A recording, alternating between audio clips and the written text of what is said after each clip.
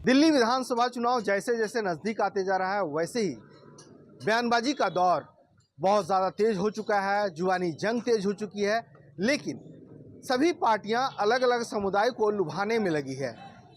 आज हम बात करेंगे मुस्लिम समुदाय के लोगों से कि मुस्लिम वोटर्स क्या चाहता है, उनके मन में क्या है, उनका मूड क्या है। इसलिए आज हम पहुंचे हैं ओखला विधानसभा में, क्योंकि दिल्ली में अगर हम बात करें तो 13 से 14% मुस्लिम मतदाता है और करीब 12 सीटों पे उनका दबदबा है। वो डिसाइड करता है कि दिल्ली में किसकी सरकार बनेगी। चलिए हम लोगों से बात करते हैं, यहाँ के लोग हैं, इनसे बात करेंगे। क्या नाम है भाई साहब का?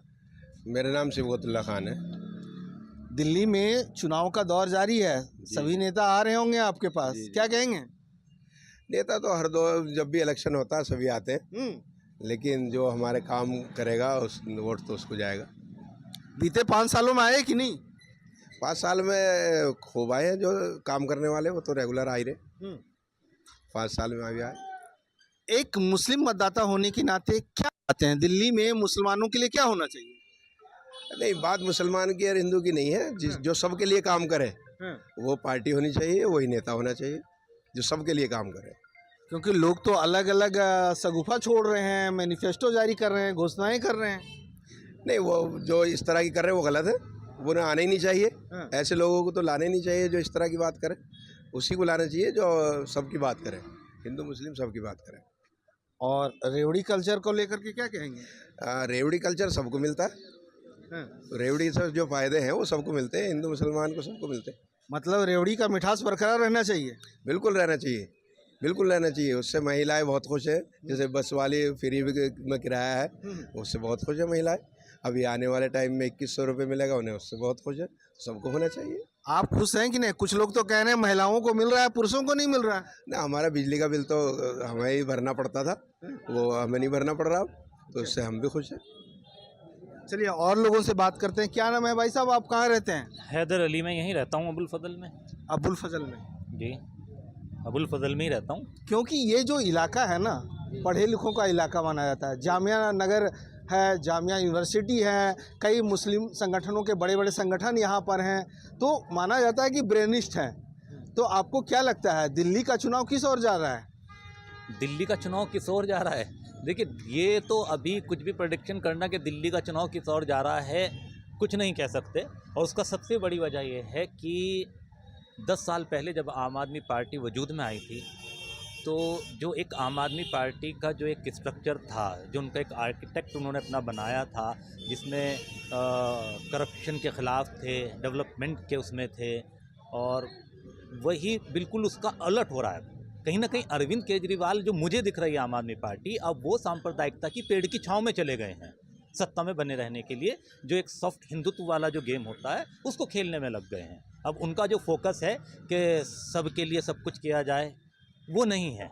और इसकी मैं सबसे बड़ी मिसाल देता हूँ आपको कि अगर आपने देखा होगा कि 2020 के अंदर पूरी दुनिया कोरोना की चपेट में थी, चारों तरफ एक बवाल मचा हुआ था। हिंदुस्तान में भी कोरोना फैल रहा था, दिल्ली में भी, लेकिन मौके का फ़ायदा उठाया कि उसी वक्त मरकज़, जिनका 1 साल का शेड्यूल होता है पूरा, उस शेड्यूल के तहत मरकज़ में लोग जमा थे, इधर उधर से आए हुए, वो भी लोग इन्फेक्टेड हुए, और केजरीवाल ने मौके का फ़ायदा उठाया और सीधे मरकज़ को कोरोना फैलाने का जिम्मेदार बता दिया। मतलब वो मुद्दा है, वो मुद्दा है, बिल्कुल है। उसका आप ये देखिए कि उसका रिएक्शन क्या हुआ कि केजरीवाल ने प्रेस कॉन्फ्रेंस की कि साहब मरकज़ के लोगों की अलग गिनती होगी, ये होगा वो होगा, और उसका रिजल्ट हमें ये मिला कि पूरे मरकज़ मुद्दा है इसमें। बिल्कुल मुद्दा है भाई। जब पूरी दुनिया में कोरोना फैल रहा था, ये एक बीमारी थी, एक इन्फेक्शन था, एक वायरस था, ये हिंदुस्तान में भी फैला, दिल्ली में भी फैला। आपने अचानक मरकज़ में जो पूरे 1 साल का शेड्यूल बनता है, उस शेड्यूल के तहत जो लोग आए हुए थे, जमा थे, आपको ये करना था कि भाई एक बीमारी फैली है, अच्छा मरकज़ में लोग जमा हैं, चलो हम उनको उनकी सेफ्टी का इंतज़ाम करते हैं, उनको बाहर निकालते हैं। लेकिन यहाँ आपने ये नहीं किया, उसको मजहबी रंग दे दिया कि साहब मरकज़ की वजह से दिल्ली में कोरोना फैल रहा है। उसका रिजल्ट ये हुआ कि जो बेचारे गरीब मजदूर, रेडी वाले, रिक्शा वाले, सब्जी वाले, फल वाले, इनकी आइडेंटिटी देखकर पूरे हिंदुस्तान में, आप जर्नलिस्ट हैं, आपने देखा होगा, खबरें आ रही होंगी आपके पास, आज यहाँ पिटाई हो गई, आज वहाँ पिटाई हो गई। नहीं, वो यहाँ तो सीए और एनआरसी वाला भी मामला रहा। भाई सीए एनआरसी का जो धरना था, वो जब इन्फेक्शन फैलना शुरू हुआ, वो तो हटा दिया गया था। और सीए एनआरसी पे आपने बोला, सीए और एनआरसी ये हिंदुस्तान में मुसलमानों के वजूद का सवाल था। उस आंदोलन को उन्होंने बीजेपी का आंदोलन बता दिया, केजरीवाल साहब ने। उन्होंने कहा ना कि बीजेपी स्पॉन्सर्ड, मतलब आप ये कहना चाह रहे हैं कि वो अब सेकुलर न होकर के कम्युनल हो गए हैं? वो कम्युनल भी नहीं है, सेकुलर भी नहीं है, वो अपॉर्चुनिस्ट हैं। अच्छा, यहाँ मुझे ये अपॉर्चुनिटी मिल जाएगी, अब मैं यहाँ ये खेल कर लेता हूँ। मतलब आपदा में अवसर वाली बात कर रहे हैं? बिल्कुल, आपदा में अवसर, आपदा में अवसर ही ढूंढा था। तो आप भी तो अवसर ढूंढेंगे, चुनाव आ रहा है। हाँ, हम तो ढूंढ लिया हमने अवसर, ढूंढ लिया, बिल्कुल ढूंढ लिया था हमने अवसर। ये ढूंढ लिया है कि एक शख्स जिसका नाम शिफाउर रहमान है, वो शख्स एनआरसी के लिए मुसलमानों की आवाज़ों को उठा रहा था। लेकिन उनके ऊपर आरोप है दिल्ली दंगे का। बिल्कुल, वो देखिए आरोप है, कन्विक्टेड, जेल में भी है अभी। हाँ, कन्विक्टेड नहीं है, आरोप के तहत गिरफ्तार है, अदालत में केस चल रहा है। आरोपी साबित हो जाए, हम अपने संविधान का, अपने कानून का, अपनी जुडिशरी का सम्मान करेंगे, उसका एहतराम करेंगे। भाई साहब, यहाँ तो तुष्टीकरण और कम्युनल दोनों चीज़ें चल रही है। क्या नाम है आपका? मोहम्मद आरिफ है। देखिए, अगर सारे सिनेरियो को आप देखेंगे, ये करा किसने है? ये फैलाया पहले बीजेपी ने, फिर उसके बाद अरविंद केजरीवाल ने। आप देखिए, अभी कुछ दिन पहले अभी घोषणा करी उन्होंने कि मंदिर के पुजारियों को तनख्वाह देंगे, गुरुद्वारों को उनको तनख्वाह देंगे, गुरुओं को तनख्वाह देंगे। तो उसमें मस्जिद के इमामों का नाम क्यों नहीं लिया? अगर ये ध्रुवीकरण नहीं है तो इसे क्या कहेंगे? अगर वो बीजेपी के या आरएसएस की आइडियोलॉजी पे नहीं चल रहे तो उसे क्या कहेंगे? तो और इमाम लोगों ने उनके घर के बाहर जो है सो प्रदर्शन भी किया था लेकर के। मैं बताऊं वो वेतन क्या है, पहले उस वेतन को भी समझना पड़ेगा। वक्फ बोर्ड की जितनी भी ज़मीनें हैं वो हमारे बाप दादाओं की ज़मीन है, किसी अरविंद केजरीवाल के बाप की ज़मीन नहीं है। वो हमारे बाप दादाओं ने वक्फ की थी, हमारे बुजुर्गों ने वक्फ की थी। उसमें जो इमामत करते हैं उसी ज़मीनों में से जो किराया आता है उसमें से उनकी तनख्वाह जाती है। जिस तनख्वाह को लेकर इन्होंने अपने बाप की जागीर बना लिया, उस तनख्वाह को अपनी जेब में रख लिया, अपने पर्सनल मतलब के महल बनाने शुरू कर दिए, ना कि उन इमामों को तनख्वाह दिया। आप महल की बात कर रहे हैं, अब तो लगातार वीडियो भी आ रहा है शीश महल का। बिल्कुल आ रहा है। अरविंद केजरीवाल के जो बातें थी सारी झूठी साबित हो रही हैं। उन्होंने कहा मैं महल नहीं लूँगा, उन्होंने कहा मैं ऐशो आराम की ज़िंदगी नहीं लूँगा। सारी वही प्लेटफॉर्म आ रहे हैं जो मतलब कि बीजेपी या कांग्रेस करती आई है। अब तो वो कह रहे हैं कि हमने फ्री बिजली पानी दिया और जो लोग आएंगे वो काट देंगे। देखिए, बिजली का मसला आपने बात करी, बिजली का आपने मुद्दा करा।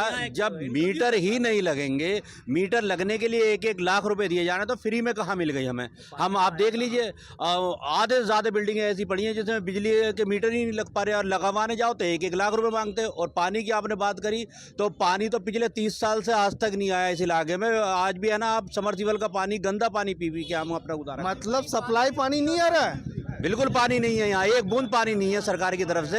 देखिए अभी हम लोग बात ही कर रहे थे तो आम आदमी पार्टी के कुछ कार्यकर्ता पर्चियां बांट रहे हैं। भाई साहब, सीधे आरोप लग रहा है कि 30 साल तक पानी नहीं आया और जो आपकी सरकार 10 साल तक रही वो भी कुछ नहीं की।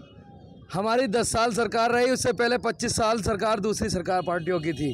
उन्होंने तो एक घूंट पानी नहीं दिया। हमने कई हज़ार किलोमीटर मीठे पानी की लाइन डाल चुके हैं, और लाइन डालने के बाद जो हमारा यूजीआर बनने जा रहा ओखला टैंक के अंदर, ओखला टेंट वाले स्कूल के अंदर, उसके अंदर हम वाटर ट्रीटमेंट प्लांट बनाएंगे जो अब सबको सप्लाई देगा पानी। लेकिन ये कह रहे हैं कि अब आप लोग जो है सो कम्युनल हो गए। 100 करोड़ रुपया जिस सरकार ने लगाया है, पहली ये सरकार है आम आदमी पार्टी की, ये पाइप जो डाला है, ये पीने के पाइप के लिए डाला है, पानी के लिए। आपके घर पहुंचेगा।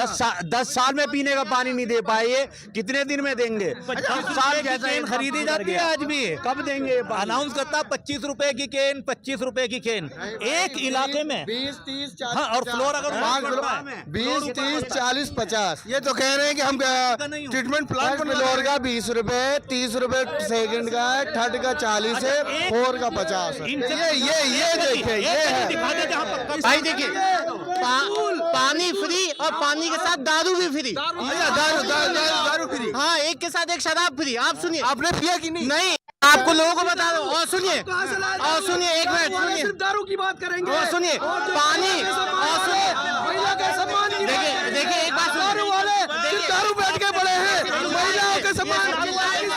अच्छा ठीक है, मैं आपकी यात्रा 2100 रुपए योजना, दारू की बात ना करें। यहाँ पे 1 लाख की बात करें, यहाँ पे जो महिलाओं के सम्मान की बात करें, यहाँ बेहतर शिक्षा की बात करें, यहाँ पे बेहतर शिक्षा की जो बच्चों को हम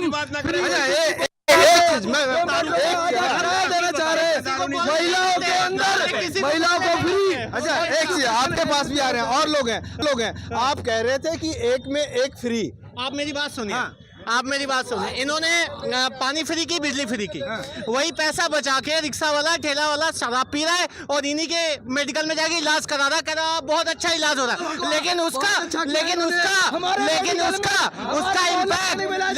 इम्पैक्ट इनको नहीं पता। शराब दारू, भाई बात तो करने दो। शराब दारू आपको मेडिकली क्या करता है, इन्फेक्ट करता है लॉन्ग टर्म तक। दूसरा, कूलर का पावर खड़ा कर दिया, उससे जो गैसें निकल रही है, एक गैस का नाम बता दे। वो कम किया है, खड़ा कर दिया है, जो चीज पहले की सरकारों ने एक चीज और